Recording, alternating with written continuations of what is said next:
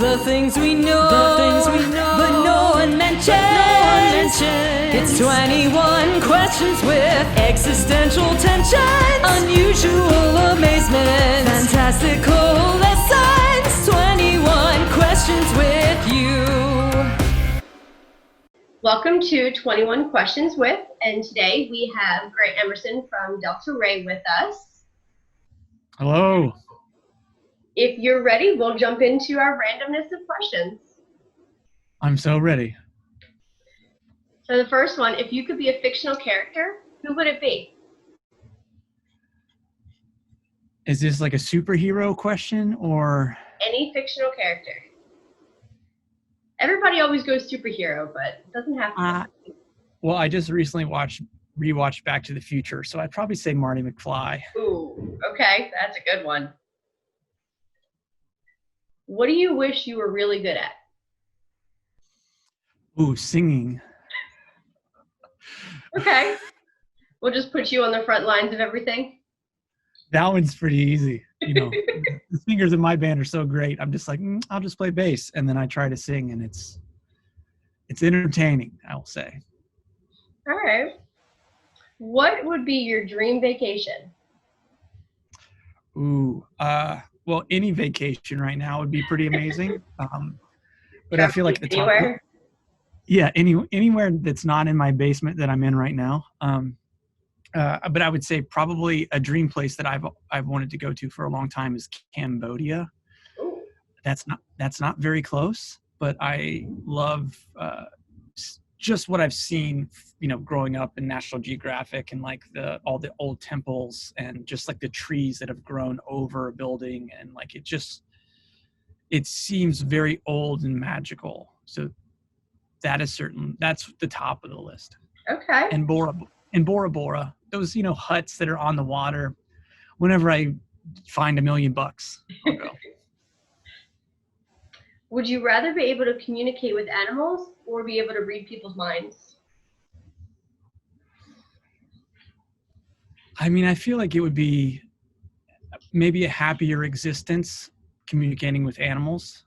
I'm still every day whenever I have 2 cats in my house, and also when I see any dog, I say hello to it, fully expecting one day for a dog to be like, "What's up?" And maybe that makes me crazy. So maybe you don't want to read my thoughts.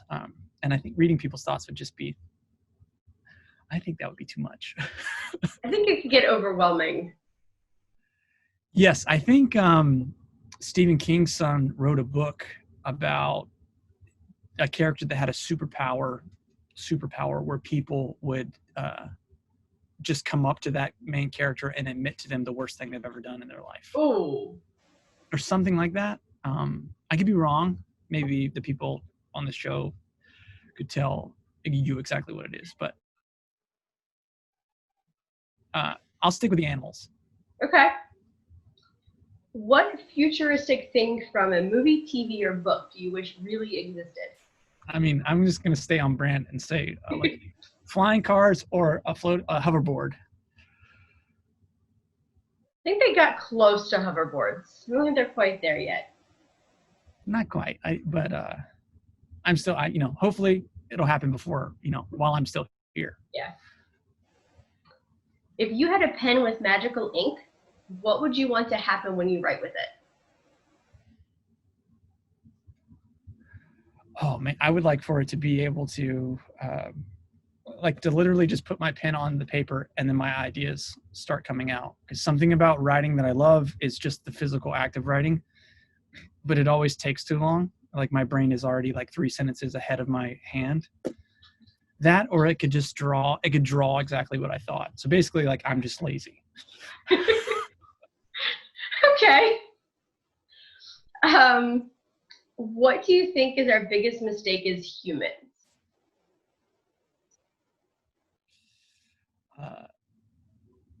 Not thinking that we're all connected. Okay. Is that vague enough for you? Yeah. Vague but specific at the same point. Yeah, I mean, I feel like something I'm grateful for with being in Delta Rae is traveling around the whole world and seeing different people from different countries and realizing that people are just trying to make it through the day, and they're just trying to find some happiness and some peace and, you know, some lunch. And that's really, you know, that's what everyone's after, and we're Yeah. all the same in that way. And yeah. Okay. What comes to mind when you hear the word life?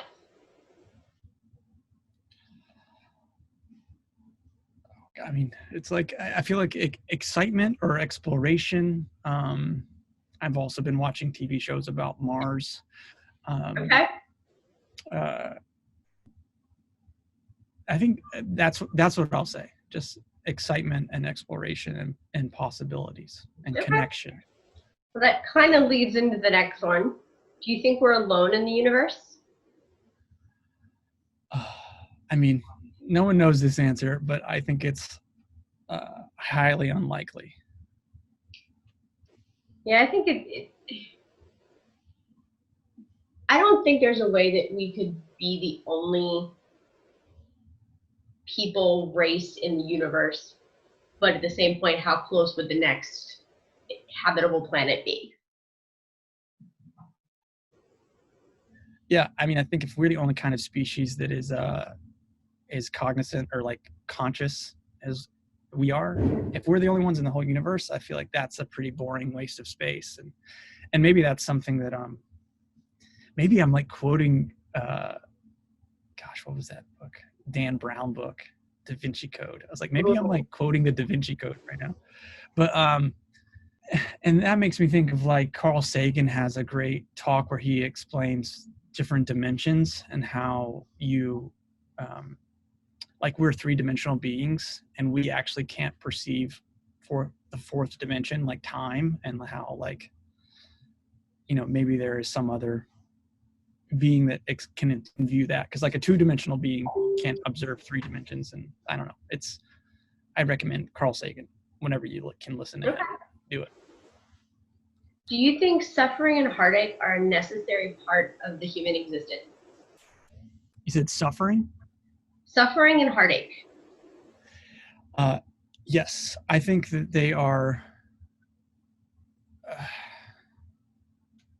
I mean, those are both very tough emotions. I think they can come from trying to live a full life. I think that's something that has kept me, like, to be quite honest, averse to being in relationships and throwing myself into my career. Is just to remove myself from that kind of possibility of feeling any kind of pain in that way.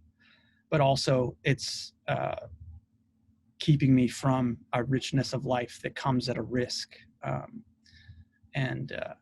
But suffering also is that's a really complicated one, because that can be self-inflicted, or that can be, people can be a victim of that. And that is, I think it's intrinsic to being human, but that, I think it's, you know, it's not all rainbows and butterflies. No, it's not. I think sometimes you kind of need some of that in life just to be able to have growth. Growth of perspective, yeah. Yeah. Do you think the meaning of life is the same for humans and animals?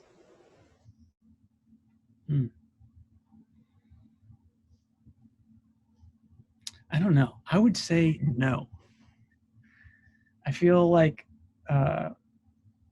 animals have, I think I would, and maybe this is me because I'm not a scientist, I would say that they have a more simple existence. I mean, I think that is true, but they are probably collectively, maybe their relationship to the earth is equal to ours, but I feel like we are sort of having a negative impact on the planet, and I don't think animals are.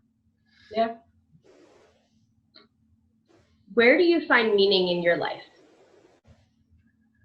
I find meaning in my family, and showing up and being a part of their lives, and as well as, even though it's challenging right now, art is something that gives me meaning, and being creative and feeling like I am creating something that didn't exist a minute ago, that gives me purpose or meaning. Yeah. If you expect the unexpected, does that then make the unexpected expected? I think so. But I think the answer to that is absolutely yes, but you have to be there has to be this I'm trying to think of the right word, where you have to give up control of something to, like, it's that whole, like, if you love it, you can let it go and it'll come back. Okay. Like that sort of thing, where it's like, you expect, but you have to be open to the risk, and then, so yeah. Okay. What inspires you? I mean, art inspires me. I think it can be anything from music to like paintings, films. I think I really find paintings and films to be nourishing because they are not music. Because I feel like sometimes I can listen to music and analyze it, or be like, why is this song popular and that song's not popular? Or like, why is this artist? Why do I know more about them than that? And I think it's just because I'm competitive in that art field. Also, nature, I think, is something that I think, in spite of everything that's happening, like, flowers are still blooming, and that may seem very hippie to say, but that's something that I will literally, figuratively, literally stop and smell the roses just to take a moment and see that there's like persistent beauty in the world. And also, just like I think maybe it's in Japanese culture, they talk about taking forest baths, where, like, they just want you to go walk in the woods, and like, after this I'm going on a run, and that run will take me to the woods. And so that's something that I seek out basically on an almost daily basis. Okay. You have been given an elephant, but you can't give it away and you can't sell it. So what are you going to do with it? Is it like a stuffed elephant, or is it a real elephant? I'm going to say real elephant. It could be more interesting. Real elephant. I mean, I would first have to build a house for it. I would be excited about learning how to love it without letting it kill me. They are massive creatures. Yeah, they are big and powerful, and I would have to move outside of the city. Definitely. Do you think we control our technology, or does our technology control us?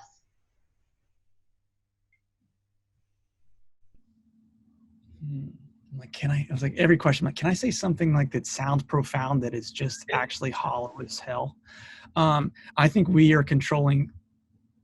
Is it fair to say, like, we're controlling the technology that is controlling us? Okay. Like, I feel like we're creating something that is then controlling us. And I think through, like, algorithms and automation and stuff like that, we're just like, make something that runs and it just controls people. And so now, like, if I'm trying to really focus on work, like, you probably can't see this, but I'll literally change my phone to grayscale, and, like, because that will keep me from staying on my phone. If I'm trying to focus, like before you call, I also just, like, graduated a full stack computer development course. And so I'm, like, literally, like, doing algorithms because I want to, like, build websites and stuff like that. And but if I'm not focused, I'm like, everything goes to grayscale, and then that really, like, it makes everything bland as hell, but it, like, keeps my focus. So I'm not like just scrolling on Instagram, and that doesn't serve me. And I feel like, in a way, I'm like, I can feel my brain wanting to get out of the loop, and it won't let me. So yeah, I've had to take, like, if I have to focus on something, I will put my phone in, like, the other room. So yeah, that's smart too. Can't be on it. Yeah, because I'll do the same thing. Like, I'll just put it away from my desk, and then I'll just work. Because I mean, I could still get text messages on my computer and stuff, but, like, there's no scrolling on Twitter or Instagram on your computer is a much lamer experience. Yes. Do you think fish get thirsty? I don't think so. I wonder if they need water. It's like, I feel like it's the same thing with air. Like, we're not like, it's always here. I don't know. Again, I'm not a scientist. This seems like a science show. I did say they were random, right? Yeah. Why is pizza round, cut into triangles, and served in a square box? I think now we're sort of switching to the math section of it. I think that's because math is everywhere, even in the best invention in the world. Okay. If you could speak to one species of animal, and only one, which one would you choose? Easy, dogs. That would be so amazing. What is the most useless talent that you have? Man. I feel like I haven't examined myself enough to know that, because I'm so efficient. Everything has meaning and importance. So maybe it's that. I don't know. Okay. Delusion, self-delusion. Hey, that could work. And then our last one of our 21. Who would win in a battle, a ninja or a pirate? I feel like you would be a ninja. I feel like the ninja would have to win, but the pirate could be sneaky, so. I feel like it's kind of like no contest unless there's more context given. I'm like, man, a ninja could just, a ninja's trained in physicality, and a pirate is probably drunk, just has a gun and a knife, and the ship's rocking. So I could be wrong though. A pirate could probably kick my ass. So who knows? All subjective. Exactly. Well, that's our 21 questions. Well, thank you for having me, and I guess I'll start watching some more David Attenborough shows for the next time, and I can answer all of your scientist questions. Yes. Got to think a little bit. Yeah. Yeah, I had my thinking glasses on. Now it's over. Yeah. The things we know, but no one mentions. It's 21 questions with existential tension, unusual amazement, fantastical lessons.